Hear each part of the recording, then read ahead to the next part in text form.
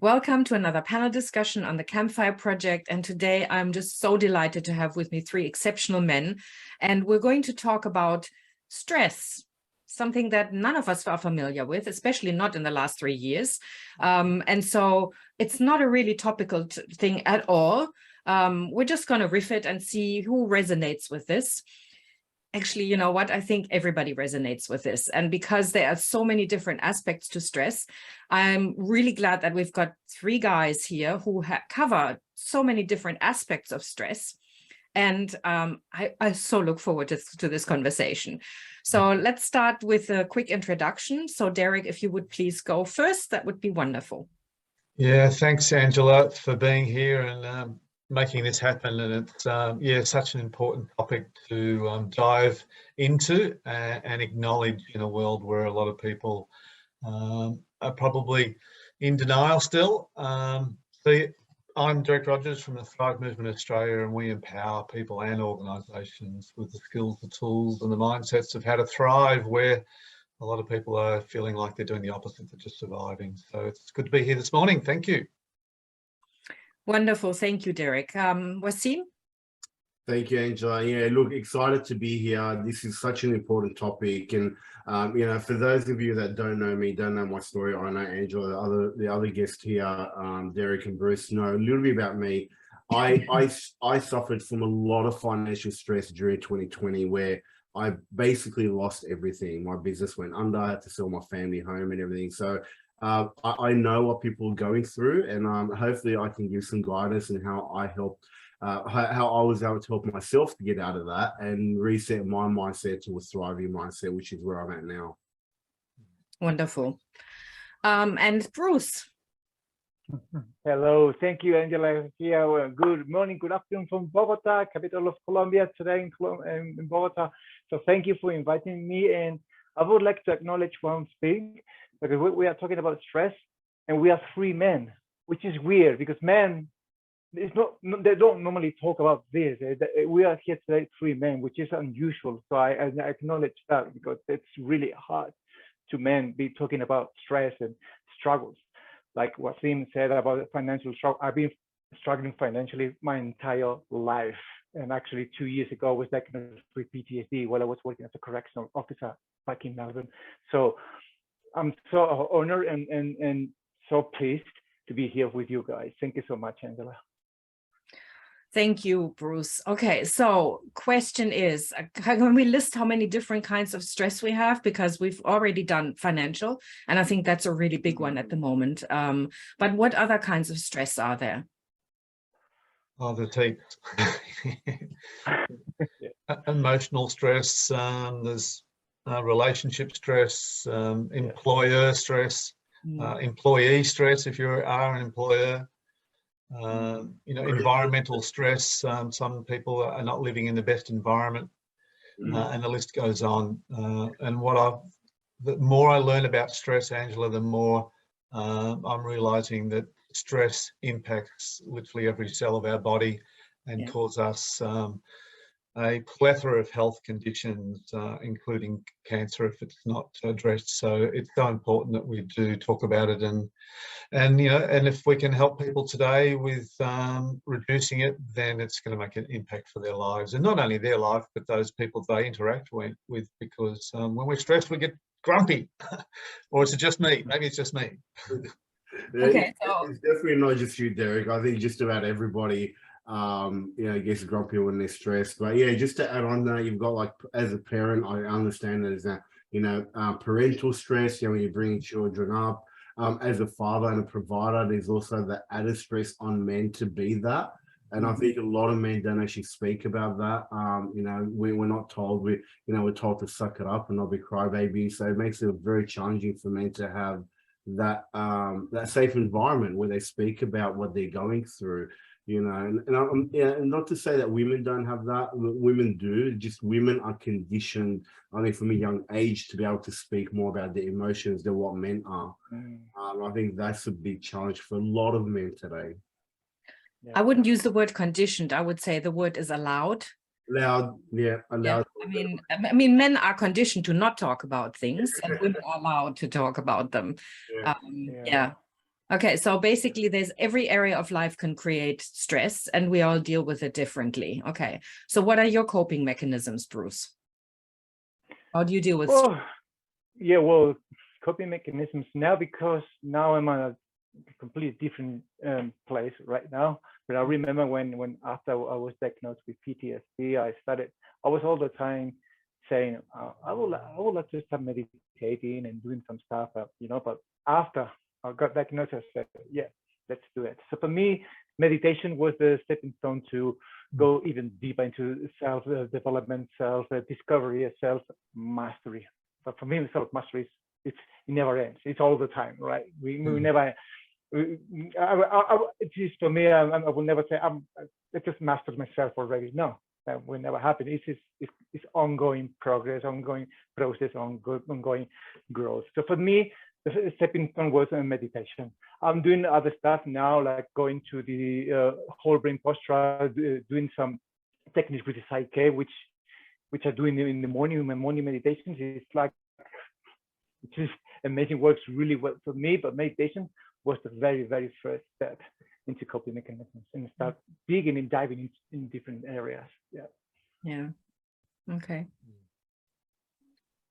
For me, I think before even having a coping mechanism is actually just first of all being honest with yourself and recognizing that you are going under stress. I mean, for me during 2020, for a long time, internally, I knew I needed help, but I just didn't reach out because I thought I can get through this, until I hit rock bottom and almost lost my marriage. And it was then that I realized I needed help. So I think the first step is just, being kind on yourself and understand that the world is going through a lot of stress at the moment. And if you do need help, just understand that help is out there. And just recognize that you need it. That's probably the first step. And just something that Bruce said around meditation, and I know a lot of people out there, especially in the community, where meditation is a bit of a woo-woo word. And I know I had a bit of a challenge with it initially, and I've been a personal developer for a long time, but the word meditation always, for me meant just sitting there, and I didn't really understand what it is. But as I started doing meditation, I realized that meditation can come in many different forms, and it's just really giving yourself that bit of time, whether it's 5 minutes, whether it's 15, whether it's half an hour, where you're just clearing your mind and allowing things to come up and dealing with those. And it can be very confronting in the beginning, because in the beginning, the stuff that comes out can be very dark. For me, it was very, very dark stuff that came out, and the stuff that I didn't know how to deal with. But as I dealt with them, the lighter stuff came out, and I started to have better clarity, being able to see things differently. So I agree with Bruce that meditation is important, but I think it's important that we define what real meditation is, and just clearing your mind. Yeah, awesome. Wassim.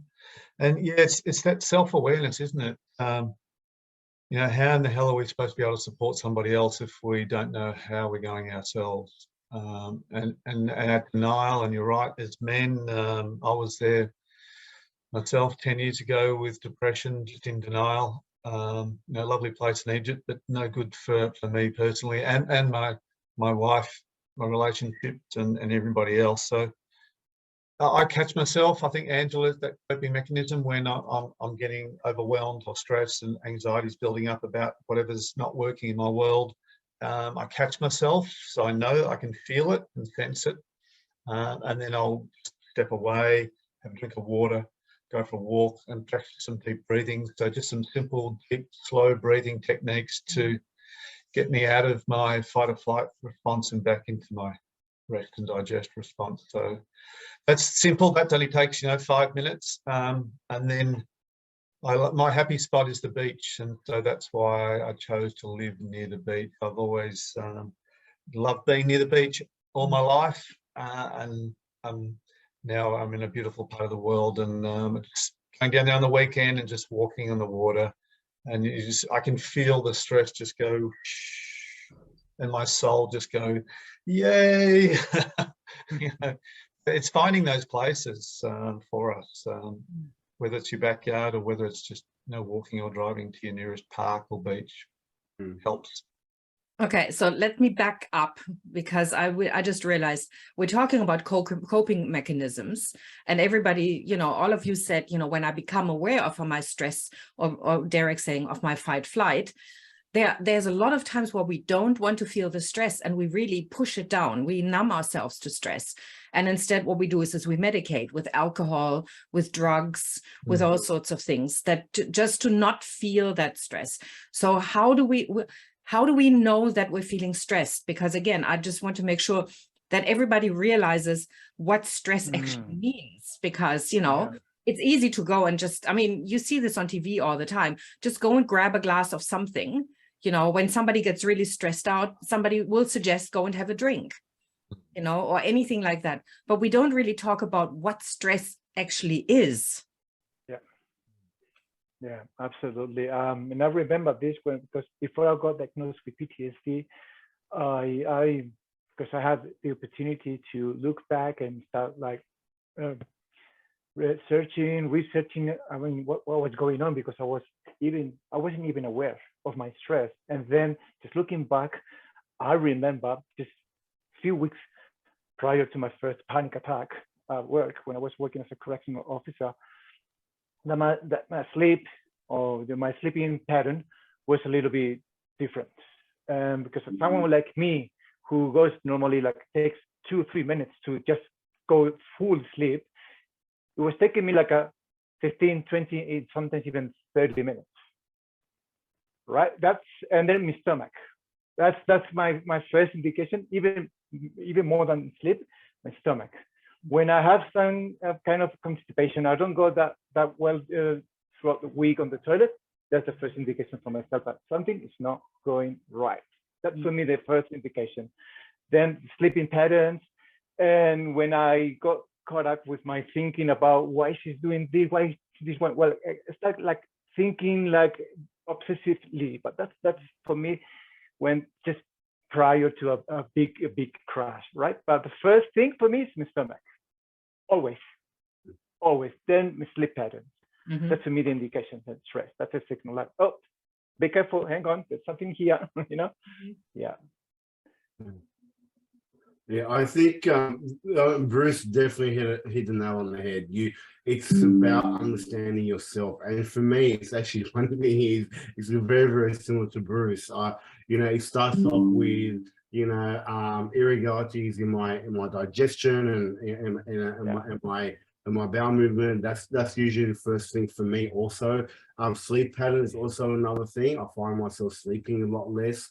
But then another big, and the way you think, for example, when you're focusing on the negative, not on the positive, that's usually an indication that you're under stress. And also being aware of your relationship and your interaction with other people. I know when I'm under stress, I can, I know Derek mentioned this, you become snappy or angry or cranky, whatever word you want to use. And for me, I realize that because I'm usually short with my kids. They're short with my wife, and things that don't usually bother me start to bother me, and they become a big deal. I'm like, well, this isn't a huge deal. So these are all indications. I'm like, well, okay, well, I need to now to, if you can catch it early on, great. And we don't always do, but then when you start seeing multiple signs, like, okay, what do I need to do now to change my state?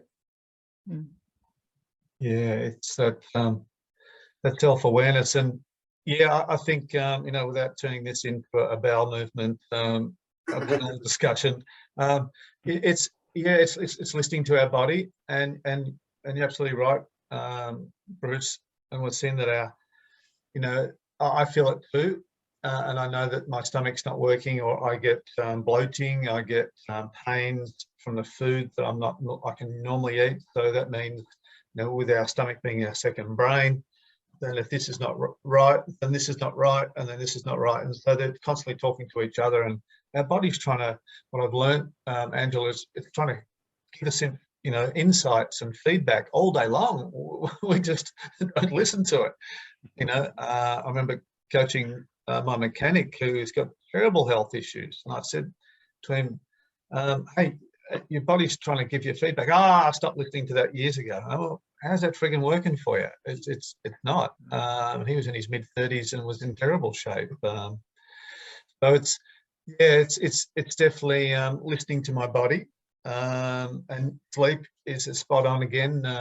If I'm not sleeping properly, I mean, I do meditation, I can get to sleep, but then if I toss and turn, I didn't have a very good night last night.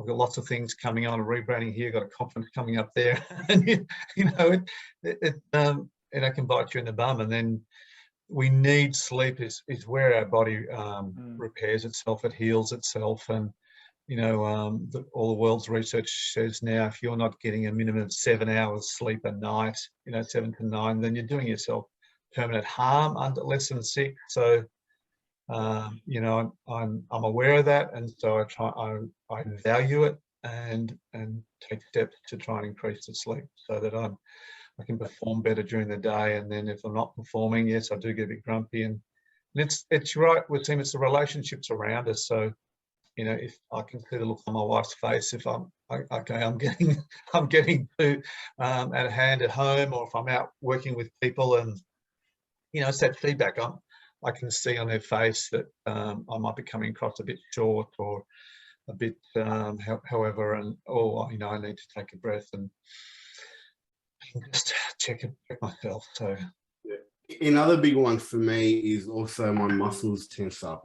I start to get different type of muscle aches and pains, and you know, like I might get low backache and there's nothing physically wrong with my bones. So I just know, like, one of the things that I do then is just go to a yoga class or a couple of yoga classes.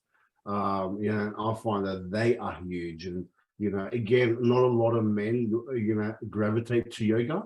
But, you know, as an ex-gym owner and someone who, you know, he used to be quite heavy in bodybuilding, I can't tell you how great yoga is to help you release so much tension.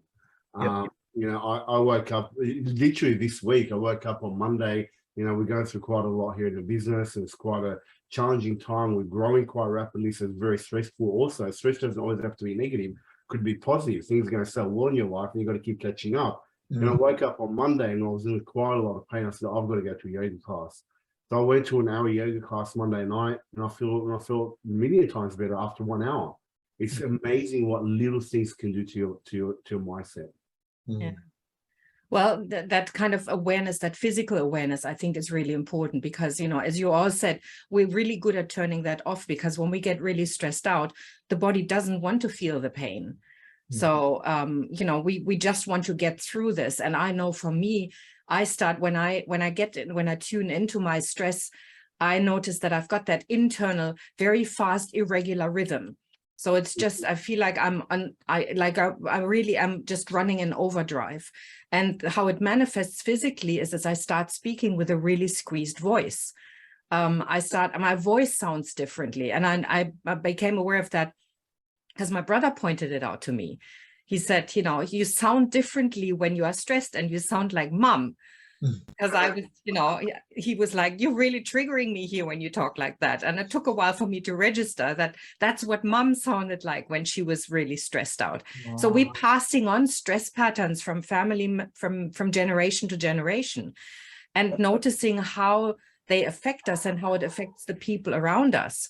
It doesn't mean we're responsible for other people, but our state definitely impacts on people. And so noticing what's going on in my body is, and as Derek was saying, breathing, and then getting in tune with it by doing, I mean, I don't do yoga, but doing some physical exercise.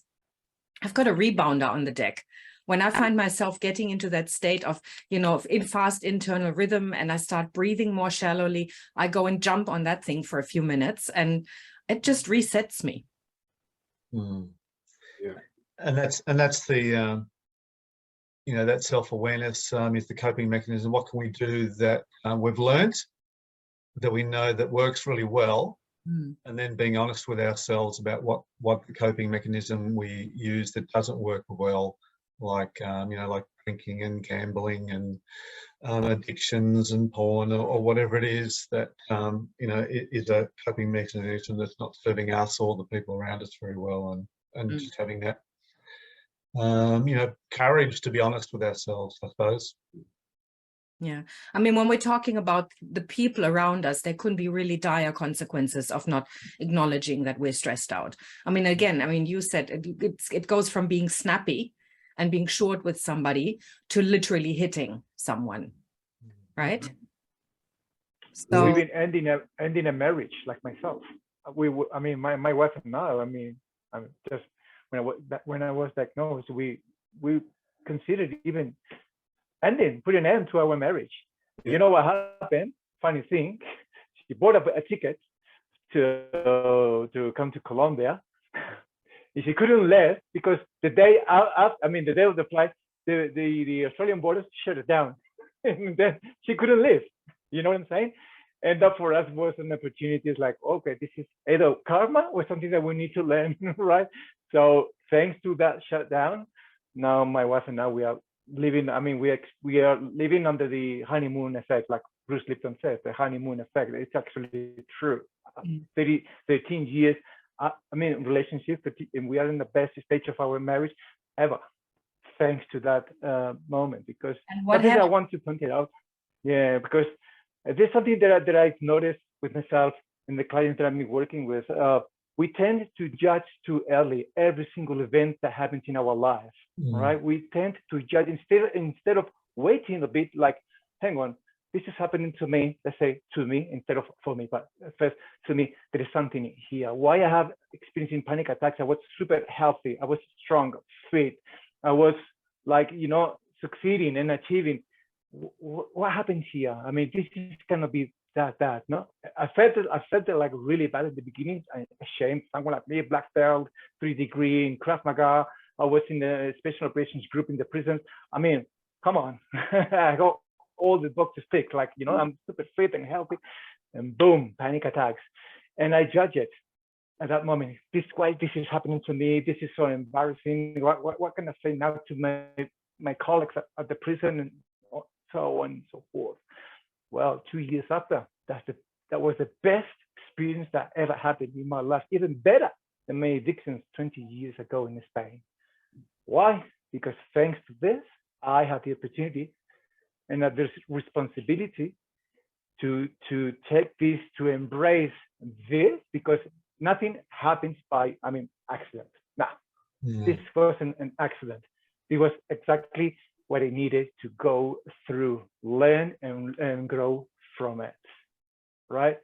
So that's one of the positive things that I've learned right now, is not judging. When something happens to me, I stop judging immediately. Give it a time, give it a week, 2, a month or 2, and you see the results that come after that event. And then you'll tell me after if it was a bad luck or something bad or something great. Because most of the time, if we allow ourselves to learn and to embrace the situation, most of the time it's a great experience that we need to learn from, for whatever reason, because we don't pay attention, maybe. So your higher self, your energy body, whatever you name it, you call it, the name is not relevant. It's like, okay, you're not paying attention. Now is when you're going to pay attention. Now you're going to start listening.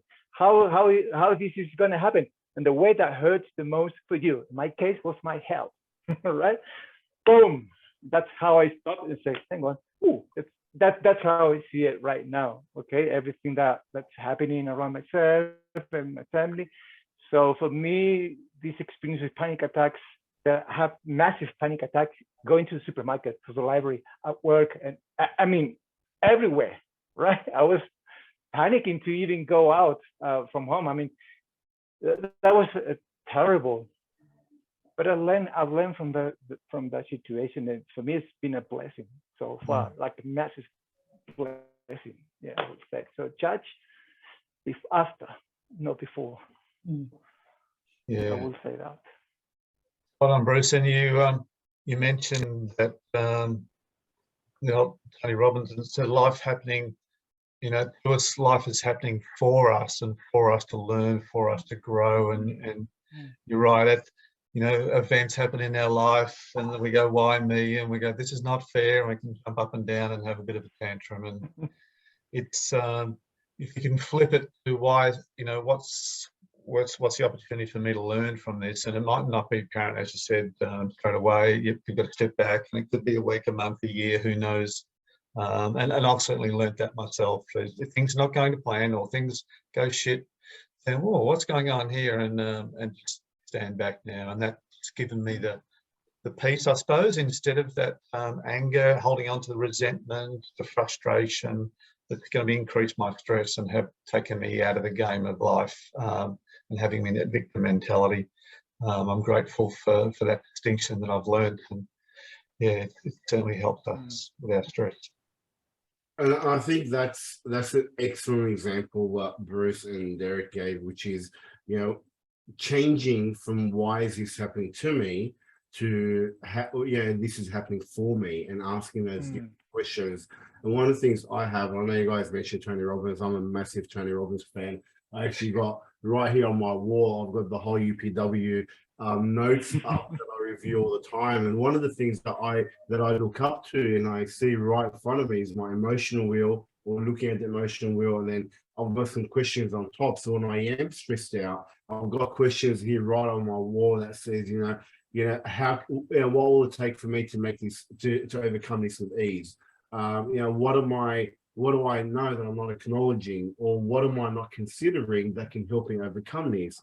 How can this turn out best for me? So asking myself these different questions when I am under stress lets me look at things from a different perspective, and moves me from being in that victim mentality, why is this happening to me? Or, this is happening for me, and how can I grow and learn and come out the best out of this? And I think most of us have been in situations in life where they were very challenging, but on the other end, we grew, became better, and things worked out. Just about everybody I've ever spoken to can at least give one example of things worked out better at the end. So focusing on that, and remembering that, diamonds are made under pressure. And it's during that time that we can, grow and become better on the other end. And, dark days don't, like they say, there's always sunlight at the end of the night. And there's always, there's always the light at the end of the tunnel. It's just having the resilience to go through that and know that you can, and changing your focus to get to that point. I love that. Diamonds are made under pressure. Yeah, absolutely. I just wanted to say I'm hearing you all, and it's about building resilience and getting through it, and knowing that we come out of it stronger. I'm also a real firm believer in having moments of really owning the victim, of where we can just say things are absolutely terrible. Let me just find it. I love the drama queen. Putting the drama queen tiara on deliberately for 5 minutes, and having somebody who ideally has nothing to do with the situation, so we don't go to them and blame somebody they know, or or get into this place of everything is so terrible because of this person or these circumstances, and exactly what I mean. But somebody who can just listen with empathy and compassion, and can just be there and be present and just say, yeah, this sucks. And then we basically get it out of the system for a few minutes. And it's not about the, this is what's been happening for me over the last 10 years, but this is what's tipped it over the, what brought it all about. And just letting that go, and then just saying, okay, thanks. Okay, done and dusted. I'm gone. It's done. But we don't do that. We don't listen to people with the idea of, here I am to give support. We listen to give advice, or saying it's not that bad. You're going to come out of this stronger. And when somebody is really stressed out, they don't necessarily want to have a solution. They just want to hear that it sucks. Yeah. And I think, and again, I honor all of you. You're very solution focused. And if I ever wanted somebody to give me advice, you'd be brilliant at that. But if I wanted somebody to listen, I'd probably go to a woman. Look, I think, so we've been talking obviously about solutions, and I totally agree with you. There's absolutely nothing wrong. And anger is a valid emotion.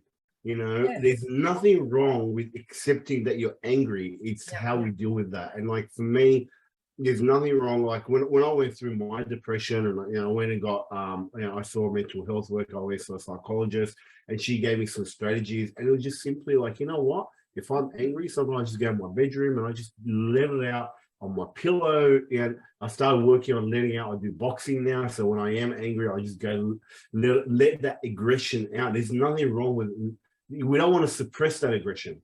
We want to acknowledge that it's there and have an avenue to release it. But only by doing that, then you can get to a point where you can be solution focused. I totally agree with you.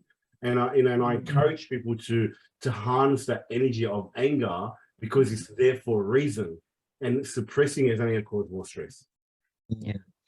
It's spot on, Angela, with listening. I learned with relationship with my wife that she'd come home from work and she'd have all this happening, and I go, well, you know, why haven't you done that? Why haven't you done that? And it wasn't want the solution, just wanted to be listened to. And then I found walk and talk, and so we'd just go for a walk for half an hour, and she'd just talk and talk and talk and talk and talk and talk, and I'd just go, yep. And she would feel so much better, and then we'd come back, have a dinner, and things would be good. And we need to be heard, and I think you've touched on a huge subject there. And a friend of mine works in Lifeline, and she was saying that like 50% of calls to Lifeline, just someone ringing wanting to be heard, because their family, their friends are not listening. They're judging, as we were saying earlier. They're giving advice, and we know that, guys, we've got to get better at listening and less going into advice mode. And I think that would make a huge difference for relationships. And I remember learning about listening, and in my coaching training, there were 7 levels. I was, what do you mean there's 7 levels of listening? You know, I was listening and pretending to listen, you know. So it's such a undervalued skill. You know, it's skill we're taught to read and write, a little bit about speaking, but we're not taught how to listen properly. Well, and it's getting more and more difficult. We're just absolutely flooded with information. I think the equivalent of 16 movies of information every single day, and managing attention is just that's another stress. You know, how do I manage attention when, you know, I'm just in the flow of working, and then somebody comes from that side, somebody's on the phone, I have to answer an email very quickly. And yes, in between I have to digest my food, which is probably not going to happen because I'm in fight flight, which is why my digestion is going to the wayside. So it's the ability to actually go, you know, like, let me just put this aside and just focus on what really matters right now. And listening is one of those things that really matter. We just, when we get into that mode of, now let me fix this for you quickly so I can get on with what I really want to do, that creates more stress. Yeah, that's right. And it's like yelling at someone to calm down doesn't help them calm down. Go on, Bruce. All right. Oh, so thank you. Yeah, I couldn't agree more with Derek and Wassim. Said something very important, which is acknowledge, right? Because there's nothing wrong to be pissed off or angry or whatever. And the thing is, I don't know if it happened to you guys, but it has happened. Not now, well, at least not that often that I'm aware of, but like we have like a double-edged sword with working the coaching and self-development. I should know better. I shouldn't get that angry. And then sometimes we don't like to express ourselves because it has happened to me, like, oh, but you're a facilitator or you're a coach. You shouldn't be angry. You shouldn't be stressed. Hang on. I might be a coach, but I'm also a human being. And that kind of thing, it could be, for us, it could be also be dangerous. It's easy to fall in that trap of silence, right? And it has happened. I mean, I'm not ashamed to share this. It has happened to me like a lot. Like, I should know better this. I shouldn't be stressed. I mean, I didn't allow myself to be stressed again after when I was taking PTs last year. I get trapped into the news, because news for me is just very stressful. I don't know how to put it. Device. Let's say the news, especially for the last 2 years, it's just fear, terror, stress, death, and and I fall into that last year with the Melbourne protests, the mandates and stuff, something that I didn't agree at all. And I was all the time obsessive and disagreeing and going to the prison and talking to my colleagues and stuff. That was like a all the time the same thing over and over and over. So I got my stress levels again to the roof.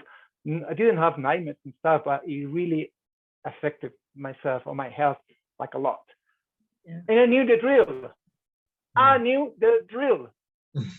Again, happen. Like I said, I don't know if it happened to you guys, like something you don't allow yourself, like acknowledge that because you're supposed to know better. I don't know if that's happened to you guys.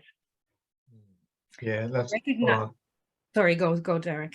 No, you're right. Yeah, none of us are perfect, nor should we try to be perfect. And it just, I suppose, once you do the training, then you can catch yourself quicker and correct yourself. Yeah. So instead of having, you know, I had a whole day where, you know, I was angry, or a whole day where I was, you know, unhappy or upset or whatever, then that turns into a day. So a day turns into an hour, and then an hour turns into a few minutes, and then you can almost start to catch yourself in your conversation. The words I'm about to say, then I can catch and correct myself. So it's just, you know, we just get, it's like practicing a muscle, going to the gym. We've got to work on ourselves. But I thought what you were saying there, Angela, about giving ourselves time to just put on our drama tiara, have our vent, have our tantrum, our jump up and down.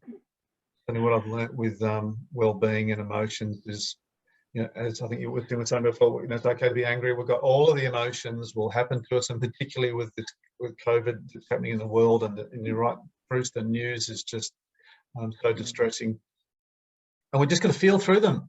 And I think this is the big thing for men, is that men have been taught and conditioned not to feel these emotions, and we push them down and suppress them down, and then they spring up, and then they can explode in very unhealthy ways. And yeah, I've just learnt more and more about emotions. It's just, yeah, we've got to feel through them, and well, I think the important thing is to feel through them, but not act through them. yes, There's a really big difference between feeling the emotion of anger and noticing how the stomach churns or the gut churns, or you've got that feeling that your throat is being strangled, or whatever it might be. Everybody has different physical sensations around it, and then start acting through it by yelling, screaming, shouting, or medicating, or withdrawing, or whatever it might be, and saying, you know what, I am so angry right now. I'm going to walk. I'm going to go for a walk. I'm going to go and do a yoga class, or I'm going to calm myself down with whatever I need to do in order to make that happen. And then when I feel more calm, I'm going to come back, and then maybe we can talk about it, or we'll find a different way of dealing with the situation, or whatever it may be. But it's we often act through the emotion. And it's the same with stress. You know, we act through the stress. We just do what we think we need in order to manage the stress, when just saying, I'm really stressed out right now. I'm really overwhelmed. I don't know how to deal with the situation. I'm feeling hopeless. I'm feeling whatever it might be. And just the acknowledgement alone already changes the situation. It changes the perspective. Absolutely. It's that classic, it's okay to not be okay. Yeah, exactly. And I think you mentioned something very, very important, which is, and this can be challenging, especially when you first start working on your mental health and your emotional management, is when you are angry to have the courage to say, time out, I need a break, you know, I just need to be alone, or whatever it is that you need, or that person needs, and just allow that person. And sometimes, you know, especially when you're in a relationship, and I know my wife and I, you know, we're very passionate people in general. Like, you know, I'm of Lebanese background, she's of Italian background, you know, passion's in our blood. So, yeah, when we argue, our arguments can be quite, you know, fiery. So, but when I was going through depression, and that's fine during normal times, you know, we have a laugh about it afterwards. But during my depression, it was really challenging. So one of the things I had to learn was, like, I need a break. I just need time away. Just, you know, I had to just sit alone, whatever it is, whatever I was doing. And that was challenging because we don't have that type of relationship where we usually resolve things right then and there. So having that change and acknowledging that you need that break can make a massive difference to the way that you handle these emotions. And like you said, it's about acting through them, not acting on them. Yeah.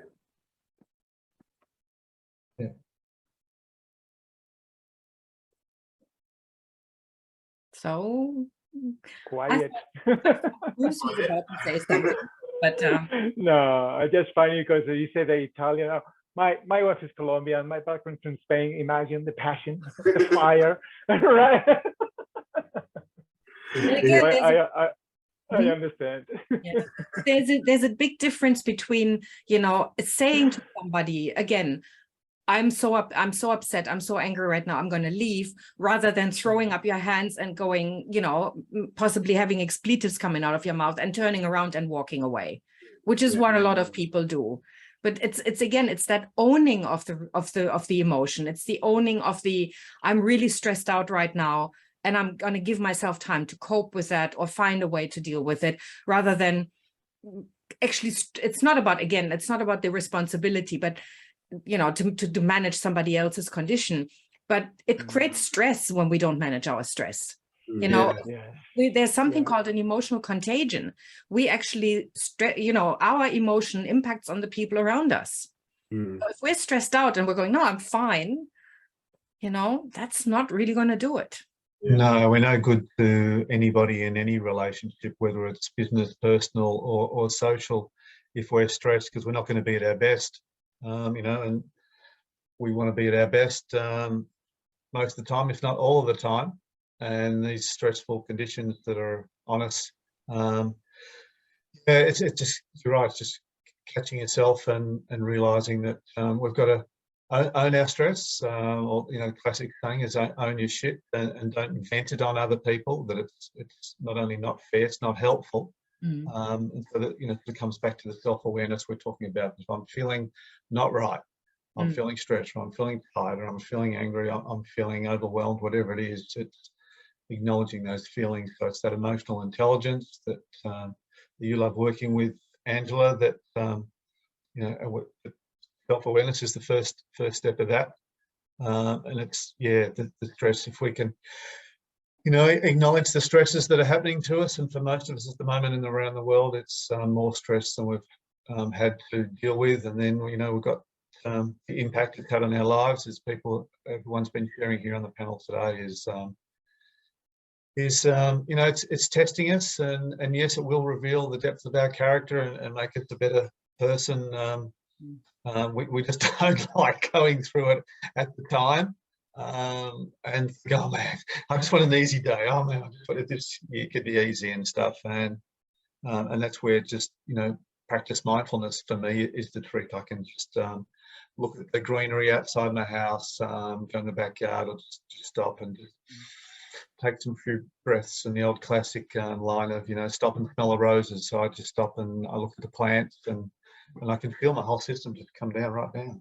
And it only takes a couple of minutes. It doesn't cost anything, and I'm a better person and I perform better for it. Yeah. Yeah. The Japanese have something called forest bathing. Yes. And there's a word in Japanese for it, I can't remember, but it's about going into nature and surrounding yourself with green, as you said, or blue, which are really calming colors. Now, I have a question for the you have, Derek and Wassim, you have children, right? Yep. Okay. So I'm really curious about how much, because Bruce and I don't, right? Yeah, exactly. Yeah, we don't. And so how much of your stress do you share with children? How much, especially when it's financial stress, or maybe you've got some health concerns? I mean, I know that it depends on how old children are, but how much do you show your children? Because I mean, again, I took over my mother's voice, you know, very unconsciously. But how much do you actually demonstrate to your children? How much do you explain, clarify, open up, or not? I think once I learned started doing the work on myself, and then I was able to articulate what was happening to me, and then I was sort of sharing the learnings with my children, and they were probably teenagers then. So now they're adults and they've left home, and I can share openly about anything with them. But I've taken them on a journey, and I think they were at, I mean, for a start, they're probably teenagers that were the typical cranky, rebellious teenagers, and we had some troubling times. But yeah, as I learnt the self-awareness, I was able to then share it to them and be in a calmer space, and I was able to understand what was happening with them, what was happening with myself, and that helps just calm the whole family unit down, and we've worked through it since. Look, I think I totally agree with Derek, and I think there's two parts to that, because we actually share with our children, even if we're not actually sharing with our children. They can see it. They can see change in our behavior, and I think the next step is exactly what Derek said, which is sharing that with them in a conversation. And for me, I didn't share with my children for a little while, especially about 2020. I didn't share anything with anybody, not even with my wife. I was going through that challenge. But when I realized I needed help and I started getting help, initially I was sharing with my wife only, and I didn't know how to share with my kids. But I tell you, the day I shared it with my kids was a massive, it was a huge day. Like I still remember that day, and I brought them in and I said, look, this is what's happening. This is what I'm going through. This is what we're going through as a family. This is what I'm doing. And Mike, I think my son would have been about 9 at the time. My youngest was 9, and my eldest was 17. So I had a 9, 15, and a 17-year-old. So even the 9-year-old was able to recognize what was going on. Probably didn't understand it as much, but obviously the 15 and 17-year-old, had a great conversation with them.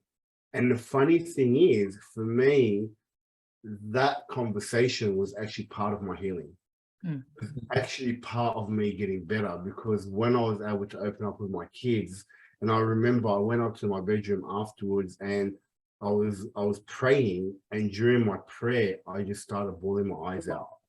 And I just started crying and crying and crying, and just, I'm getting emotional about it now. And it's just like, and then my wife came and sat with me, and she held me, and she's like, what's going on? I go, I don't know. I just need to let this out. And I just let it out for a good, maybe 5 or 10 minutes, maybe even 15 minutes. I was just letting emotion out. I wasn't angry. I wasn't upset. I was just emotion coming out, like just a flood of emotion. And it was a major, major release. And I remember after that episode, if you want to call it an episode, I just felt a weight being lifted off my shoulders. And it really opened up some amazing conversation with my kids. And my kids are still at home, so they're not as old as Derek. So we still have those conversations. Well, again, I don't have children, but my experience, and having been a child and having grown up in a family that was super stressed out all the time, and I mean really all the time, it was about, I learned how to walk on eggshells all the time, because there was never any explanation as to why my parents were stressed out, or why they were emotions, or why they were medicating, or whatever was going on. Because as a child, I hadn't learned how to separate that out. I took everything personally. I thought it was my fault. So I had to manage all of that stress by being the child that was never had any needs. So any kind of problems that I had, I wouldn't share with my parents. And I didn't know how to talk to anybody, because of course there was still this whole, you can't talk to people about what stresses you out. You have to keep up that facade of everything is good, we're fine, fucked up, irrational, neurotic, emotionally unavailable. And so I learned to push all of these things down, and again, just make sure that everybody around me was okay, which of course never really worked. But it created that whole loop of stress that just increased over and over and over again, until it snowballed into something that the family barely managed. And so talking to children doesn't mean you have to share everything with them, but at least going, it's not you. You are not the one who's causing these problems, I think is absolutely crucial. Yeah. And I think parenting, you've got to talk with your kids.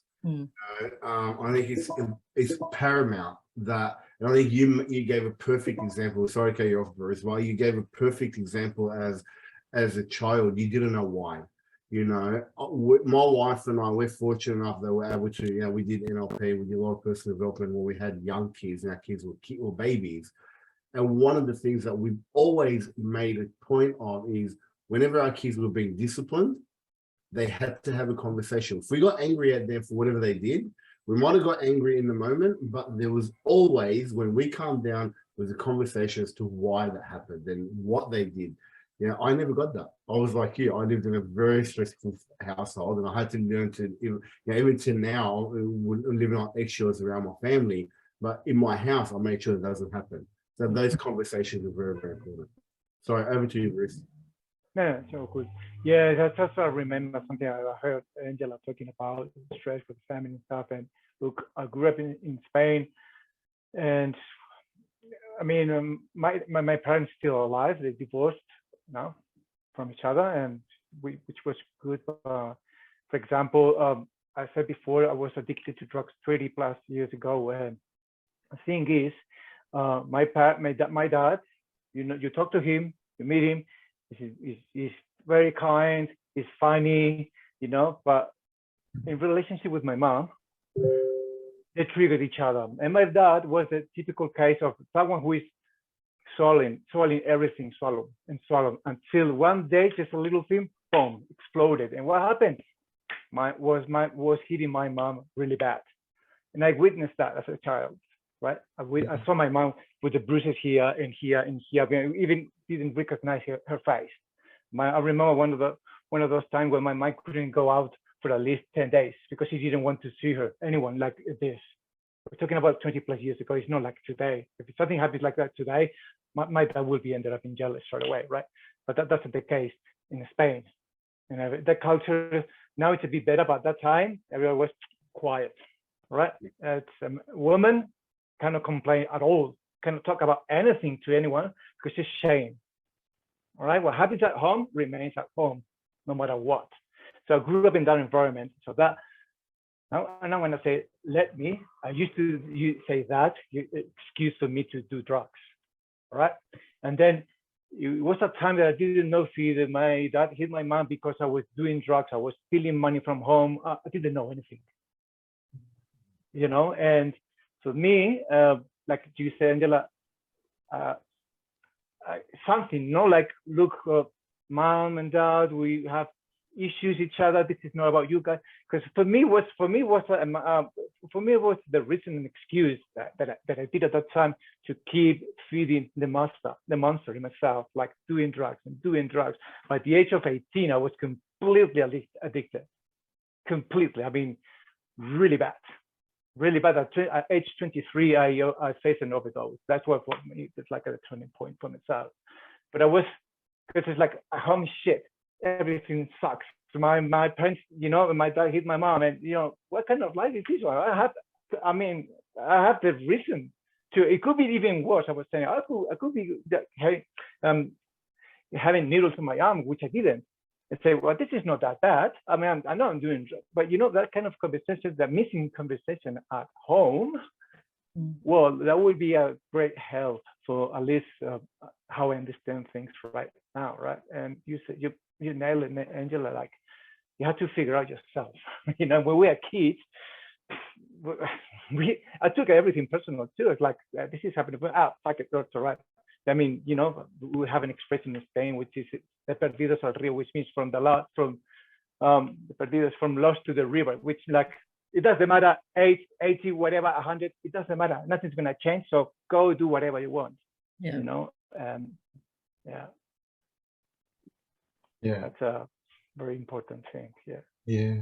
Wow, that's huge, Bruce. Yeah. I mean, that just highlights the importance of conversations with children. And I think a lot of people underestimate how intelligent children are and how much they learn and how much they can actually, how observant they are. And we sometimes think, oh, they don't know, but they know. They actually know. Absolutely. They, it's monkey see, monkey do. You're driving the car and you say something, and then your children will say something. I'll be home, I'll say something, and then they say something. Where'd that come from? And they're just observing you. They're little sponges. We know in human behaviour the imprint period from 0 to 7 is where they don't have any filters, and so they take everything in, good, bad, and ugly, and then that can turn into stories that manifest for the rest of our life of this means this and this means this, and it can be in a not very helpful way. And so it's getting back to your point, Angela, it's so important for parents to do the work on themselves, understand their own emotions and the stresses, and then be able to share with their children in a way that, yes, the children don't feel it's their fault that mum's upset, dad's upset, or mum and dad are fighting, or whatever it is, and just talk through it. And then develop that emotional intelligence altogether is obviously the aim and the goal there would be a beautiful thing. Mm. Yeah. And I just had a question, and that's just gone because I got so entranced into your answer. So basically, we all need stress in our life because stress gets us out of bed in the morning. And it's the positive stress of challenging ourselves to something new that's called eustress. You know, it's the good stuff we want. It's the stuff that we don't want. And so stress is created because there's unpredictability. We don't know what's going to happen next. So we don't spend a lot of time in the present moment. We are either in the past about something that has happened we would have liked to change, or something in the future that we don't know yet about and we would like to know. So Eckhart Tolle, for example, talks about being present and in the now. But when it comes to, we are going into very likely into a recession, you know, it's a kind of, well, do you want to stay in the moment and just go, oh, it's all going to work out? Or what do you want to do? Do you have any kind of tips or suggestions on how to manage the balance? I like the one that the psychologists try to put okay, we can't meditate under a tree all day like Buddha and Eckhart Tolle with his being in the moment, but they worked it out percentage-wise. Perhaps they were more accountants. I don't know, I love them, but they were saying 10% planning. Wes, we need to plan. If there's recession coming up, we need work, or we need to get food on the table, we need to plan. 10% reflecting in your day is always a good thing, and it's most successful people always have a reflection component. But the rest of the day, 80% of the day, practice being in the moment with whatever you need to do for this task, what I need to do today. And certainly I was talking about Bruce earlier, the news. I mean, the news is designed to increase our stress and anxiety and do our own head in. And one of the simplest things is to focus on what's within our control versus what's without our control. I think Wassim, you talked about that at the very start. If we can practice what's within our control, if we can practice mindfulness, add some meditation in there. And then also the other thing we briefly talked about was reframing those negative doom and gloom thoughts to positive thoughts, but also learning to sit with the pain and the uncomfortableness, and then to move through it to find the gold in it. You know, we all need to be better at that, no matter where we're at on our journey in this life. But I think that's some pretty good takeaways and summary of what we're talking about today. I totally agree. Look, for me, yes, I mean, I understand we're coming to a recession. It's something that, you know, the world is going to go through. And I totally agree with Derek. You've got to plan, you've got to reflect, and you've got to be present. And I think one of the biggest things, you know, Derek also mentioned, is the news. The news is always there trying to, you know, their job is to sell. Their job is to sell news and get people's eyes on the news. It's the biggest money-making machine that most media outlets have. And I think one of the biggest things, you know, what Derek also mentioned, is reframing our mind. And you know, a recession, depending on where you are in life and depending how much you plan for from now, recessions are not always bad. They are an opportunity for those of us that plan for them. If we look throughout history, out of every recession, big companies, some people came out thriving and came out much, much better than when they went in. Other people didn't. And then it comes down to your mindset. And look, I'm going to leave this, you know, for me, this is what I'm doing. You know, these are two things that I've read and really helped me. And I'm sure anybody that's to this is able to know these. Think and Grow Rich really changed a lot of how people went through the recession back in the 1920s. This is a book that I've read over and over and over again. And, you know, right now we're going through exactly the same thing that they're going through. And the other one, which can help you with your planning, is this book here, The Richest Man in Babylon. Again, my book's fallen apart because I've read so many times. But if you can read this book and implement what is in this book from now, you know, even like putting away 10% of your wage, like learn to live on 90% of your wage and put 10% aside, you know, in some type of investment where it's going to grow. During the recession, there's so many great opportunities to get into investments in things that, you know, and that's obviously what we do here in my business, getting into those investments early or when they are down, because after the recession is where you're going to make a lot of money. So, you know, everything that Derek says, 100% agree with, but you've got to have an action plan. You've got to do things during a recession, not survive. So if you're planning just to survive the recession, you're going to be in the same position on the other end of it. If you're planning to take advantage of the recession where the rest of the world is just looking at surviving and you're looking for opportunities, you'll be able to find them. So for me, the recession is coming. I'm looking forward to how I can maximize my, you know, and catapult my family out of the recession to be much better than when we walk into the recession. Yeah, spot on. Yeah. Bruce, any final tips or Can you Oops. Oh, you're just freezing a bit, hear me mate. well? Because I think my No. yeah. Can you hear me well? Because I think We can hear you. You're because I just think my internet is a little bit slow. Yeah. Yeah, we can hear Going you, Bruce. slow. Maybe we can't.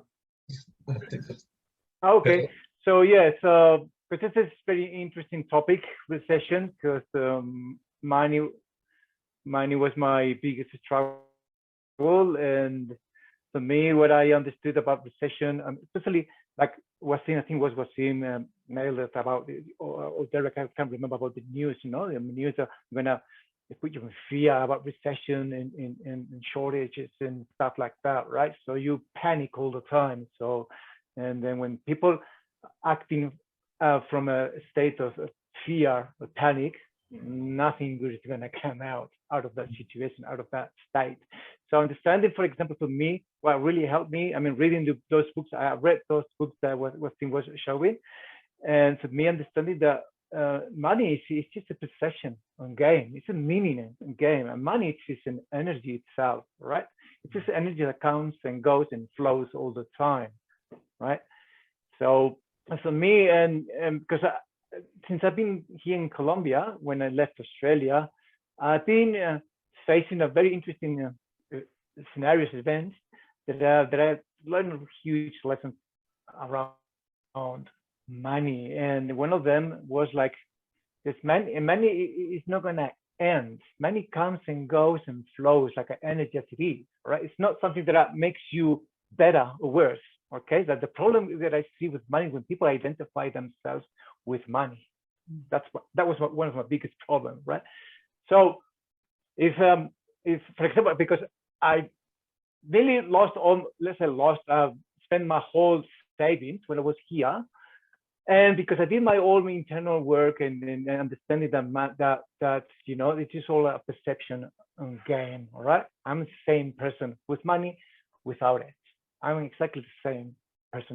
Nothing's gonna change, because and then I started to trust just in myself, in life, trusting that this is an experience I need to go through for whatever reason. I'm gonna be okay with that. Nothing's wrong with that. And you know what happened when I started to act from that state of calm, peace, understanding? Guess what happened? I started to get more, in my case, I started to get more calls booked, that people start booking more calls with myself, and everything starts flowing again. But I am the same person. I mean, I'm not going to say, oh, I'm the best now, look at me. No, I'm exactly the same. But now people are start, you know, looking for myself or my services more than before. It's fine. All right. Beautiful. I mean, amazing. But if this happened 2 years ago, I always started panicking. What am I going to do? I'm not going to, because that's what happened to me in Australia. Because I was about to leave, to quit my job with a man that took place in Melbourne, and said, what am I going to do? How can I going to provide to my family? Because at that time my wife wasn't working. I panicked. So now this time, I was okay. It's fine. I mean, I would like to be in a different position. Yes, but what's going to happen? What's the worst thing that can happen? I'm going to be the same person, exactly the same. I need to figure out something else. Yes, so be it. Let's do it. But from a state of trust, faith, calm, that state. And believe it or not, we are so powerful that we can create that magic and things start changing. I witnessed that myself. I thought that was like a woo-woo thing. Oh yeah, personal development thing. Oh, you create your. Yes, we do. We do create our reality. Believe it or not, I witnessed that with myself. I'm 100% sure that don't panic. If a recession comes, recession is not by accident. This recession is not because of someone from Russia. No. This is all. This is more than that. Understand that this is normal. Okay, it's all good. Trust in yourself. Trust in your life. And believe me, things will start changing. 100%. I'm not holding back. 100%. I bet you whatever you want in life, it happens. Okay, great. So we're about to wrap up. But, I just wanted to say thank you all. The one thing that I took away from this is definitely stress is perception. And then when we change our perception, stress shifts. And coming from a place of calmness and communicating and being honest and authentic about what stresses us, and the ability to let it go and focusing on the moment. So that would be my summary. And I know we can talk about this for another at least hour, no problem, because there's so many different things to explore. I want to thank you all for sharing your wisdom and your insight. And I look forward to seeing you all again. Thank you, Angela. Thanks, Wassim. Thanks, Bruce. Thank you. Thanks, guys. Thanks, Angela. And thank you, everybody, for watching. And we'll see you again soon. Okay. Thank you. Bye. Take care. Bye.